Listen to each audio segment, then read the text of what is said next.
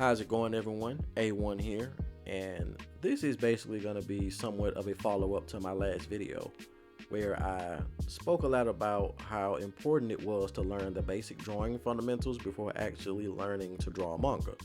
And while I still do stand by that, seeing one of the comments under that video brought me to the conclusion that I probably should have clarified a little bit more. The last thing I want to do here on this channel is sound like every other artist on YouTube who's basically regurgitating the same talking points you've probably heard a billion times before. Instead, I'd rather focus more on giving advice or tips that are actually going to help you on your manga art journey, or your journey as an artist in general.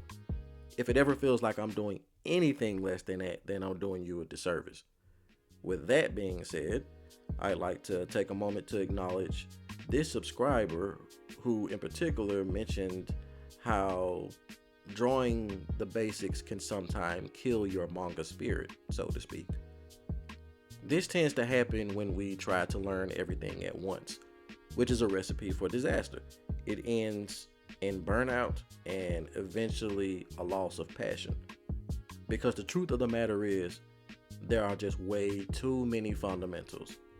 Shading, gesture, color theory, composition. You end up feeling like you have to master it all before you can start to draw anything fun, which can lead to you constantly comparing your art to more advanced artists. And eventually it makes you want to give up because you start thinking that you're simply untalented, which you aren't, you're just overwhelmed. There's so much to be learned, you just haven't narrowed down exactly where to start yet. So here's the good part. The truth is, you don't need to learn everything to start making manga. Even some of the manga artists that we consider GOAT level didn't start with perfect fundamentals. Instead, they started with purpose-driven learning. So what's purpose-driven learning? Well, in this case, it means only studying and learning the fundamentals that are relevant to you as a manga artist.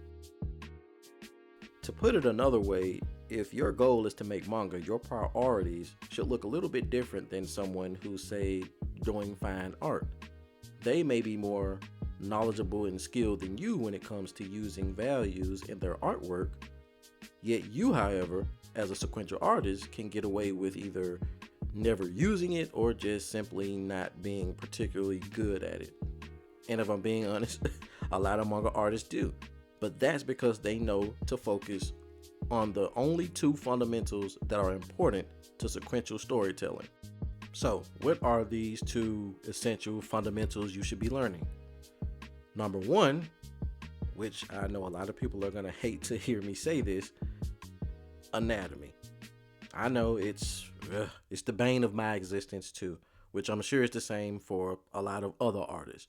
But unfortunately, there's no other way around it. You need to be able to draw characters. Hell, you wouldn't even have a story to tell without the characters. Plus, you also have to be able to pose these characters and have them move in a way that feels natural. And moving on to fundamental number two, perspective. Why is perspective important? Because you have to be able to build believable environments, or at the very least, believable within the world that you've created. It's also essential for framing action and storytelling panels. These two are the foundation of comic visual language and the main basics that you should be pouring most of your focus into. I'm not saying you have to ignore all the other stuff forever, just for now.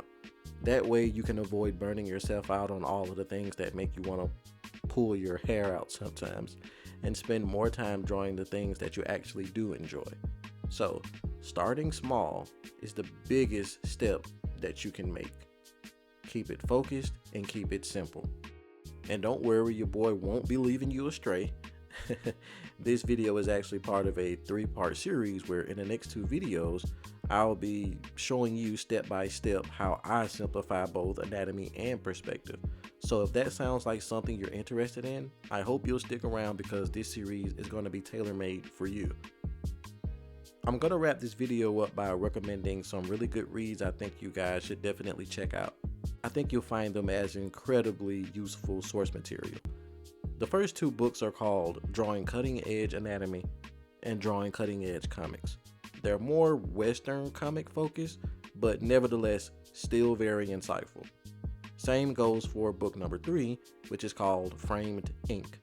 And yeah, there's not enough wonderful things that I can say about this book, but what I will say is that it is a complete masterclass when it comes to using perspective and laying out your panels. So definitely give these 3 a read.